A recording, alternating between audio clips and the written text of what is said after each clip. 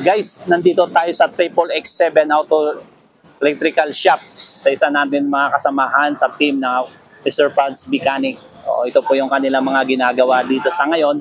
Then meron tayong dinalang computer. Yan po yung si Sir Raymond's. Yan po yung kanilang shop. So far, masyado silang busy ngayon. Marami silang ginagawa. Sir, shout out, sir. Yan, si Sir Raymond. Ano siya ginagawa yun, sir? Ano po pinasok ko ng mabait yung blower Yung sa aircon. Pinasok ko ng daga. Nasira po yung kanyang resistor block. Di po nakaikot yung motor. Nag-iinit po ng auto, nasira. Yan po ang wala sila supply ngayon. Wala po ng supply yung blower. Opo. So, mga ilang ano na yan, sir, na ano ninyo? Kanina lang po, magayan nangyari.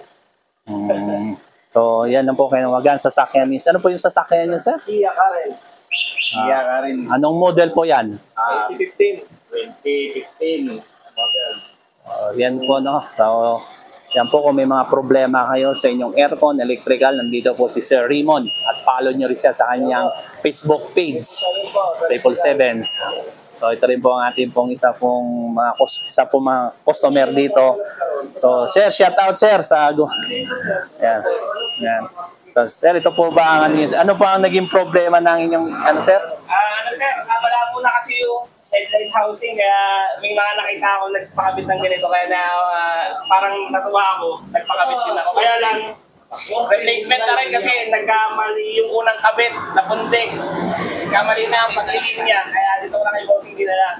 So, yung nagkamali din niya, sir, nagamit nyo ba kagad yun o hindi na talaga totaling hindi? Hindi talaga, sir, kasi napunti na siya kumbaga. Parang hindi na kuha nung una kasi parang amateur pa lang yung gumagawa. Yun nagbakasakali lang. Yun, kaya nag-decide na ako. Kasi dito na naman talaga ako sa kanya lagi nagpapagawa si Steve. Kaya subukan na rin talaga sila bossing.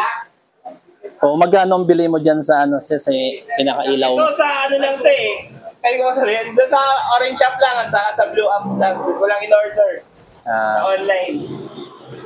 So guys, kung meron kayong mga problema sa electrical nyo, hindi lamang po sa mga ibang bagay, kundi po maging sa mga electrical, computer, at gumagawa po. Katulad ng binlag nating nakalipas.